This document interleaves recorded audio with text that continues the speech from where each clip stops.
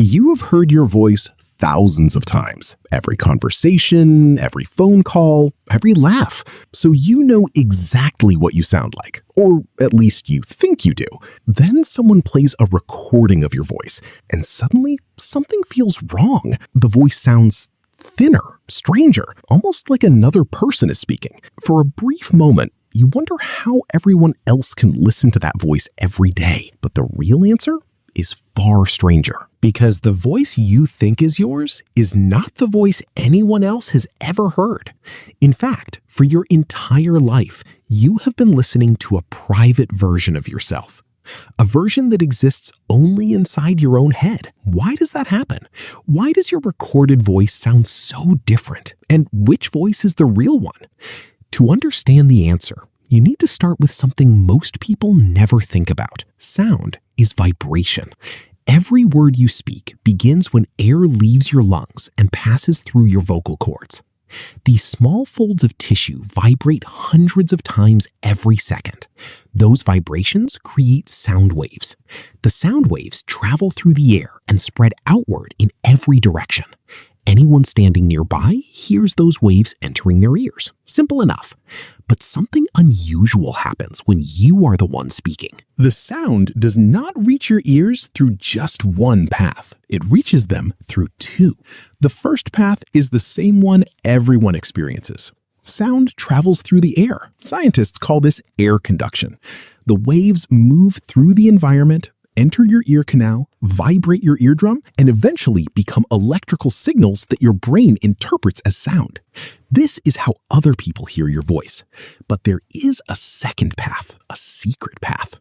As your vocal cords vibrate, those vibrations travel through your skull, jaw, and facial bones. Your bones themselves carry the sound. This process is called bone conduction. Instead of traveling only through air, part of your voice travels directly through your own body. The vibrations reach the inner ear from inside your head. That changes everything. Why? Because bone conduction emphasizes lower frequencies. In simple terms, it boosts the deeper parts of your voice.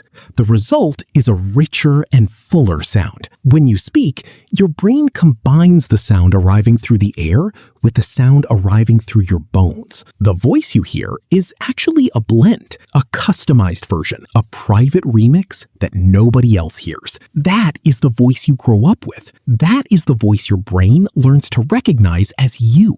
Then a recording removes half of the equation. The bone-conducted sound disappears. Only the air-conducted sound remains. Suddenly, the deeper frequencies are reduced. The voice sounds higher, thinner, less familiar, and your brain immediately notices the difference. It feels wrong because it does not match the version stored in your memory. For many people, the experience is surprisingly uncomfortable. Some even hate hearing recordings of themselves. But why does it feel so emotional? Why is it not just a simple surprise? Part of the answer involves expectations. Your brain is constantly predicting the world around you. It does not simply receive information, it anticipates it.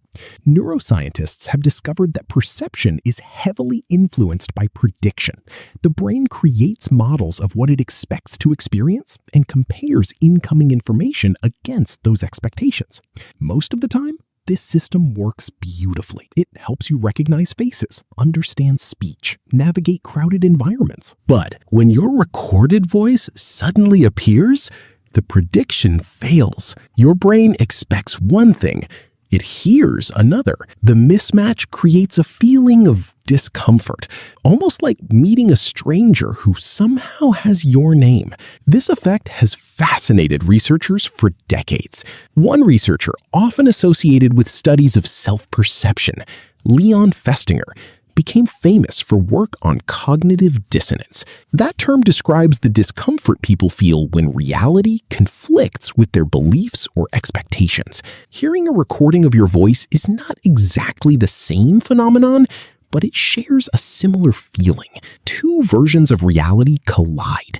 The voice you believe is yours and the voice everyone else hears. Which one should you trust? The surprising answer is both. Neither voice is fake. They are simply different perspectives on the same physical event. Imagine standing beside a building. Now, imagine looking at that same building from above. The views are different. Yet, the building has not changed.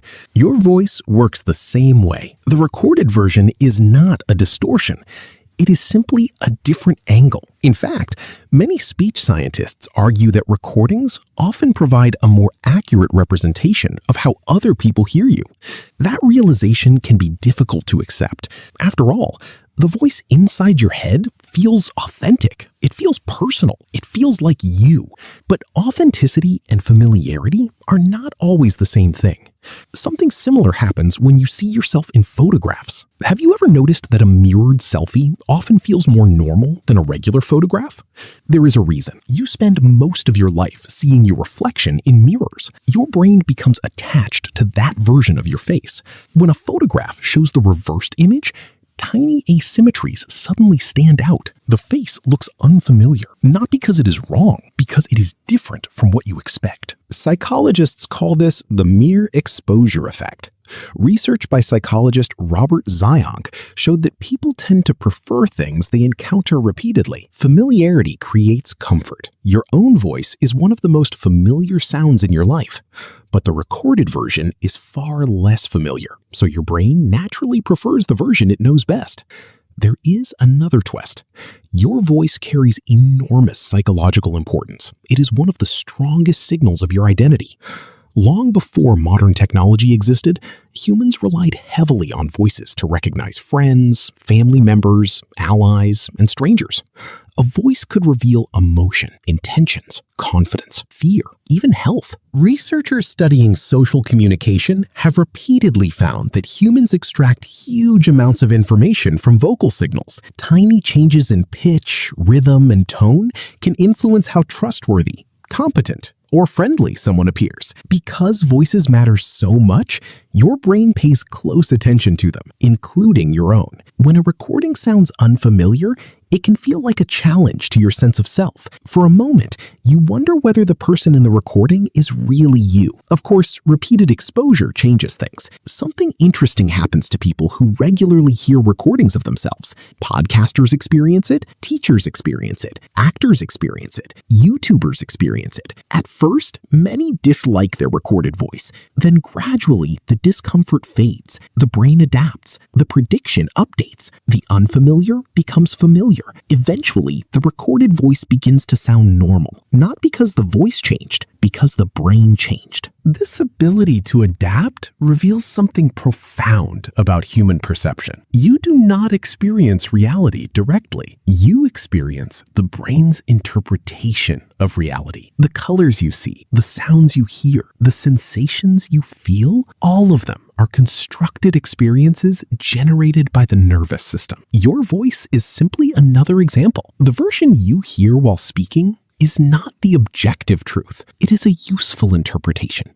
shaped by physics and biology. For centuries, people never had the opportunity to discover this difference. Imagine living thousands of years ago. You could hear your own voice through bone conduction. You could hear echoes. You could hear reflections from caves or cliffs, but you could never hear an exact recording. The private version of your voice remained unchallenged for an entire lifetime. Then, technology changed everything. In 1877, Thomas Edison introduced the phonograph, one of the first devices capable of recording and reproducing sound. For the first time in history, people could hear themselves as others heard them. Many were shocked. Some reportedly believed the machines distorted their voices. Others insisted the recordings were wrong. The reaction was understandable.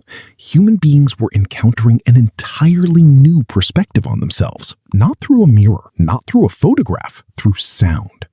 And that perspective often contradicted a lifetime of expectations. Even today, despite more than a century of recording technology, the experience remains surprisingly powerful.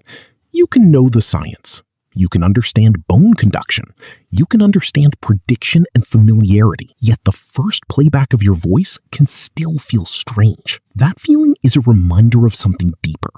The version of yourself that exists inside your mind is never exactly the same as the version experienced by other people. Others hear your voice differently. They see your face differently. They notice different qualities, different strengths, different flaws. Every person experiences a slightly different version of you. And you experience a slightly different version of yourself. That does not mean one version is correct and the others are wrong. It means perception is always a partnership between reality and interpretation.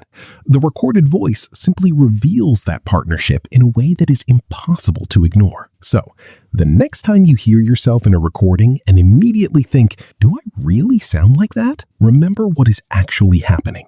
You are hearing your voice without the secret contribution of your own bones. You are hearing a perspective that has always existed, even if you rarely experience it. The recording is not exposing a fake version of you. It is introducing you to a version that everyone else already knows. And perhaps the strangest part of all is this. For your entire life, you thought you knew exactly what you sounded like, but the voice you have always trusted was never the voice anyone else heard. If you watched until the end, thank you. If you enjoyed this video, please like, share, and subscribe to the channel. And tell me in the comments, which version of your voice feels more like the real you? The voice you hear inside your head or the voice you hear in recordings? I'd love to hear your thoughts. Thanks for watching, and I'll see you in the next video.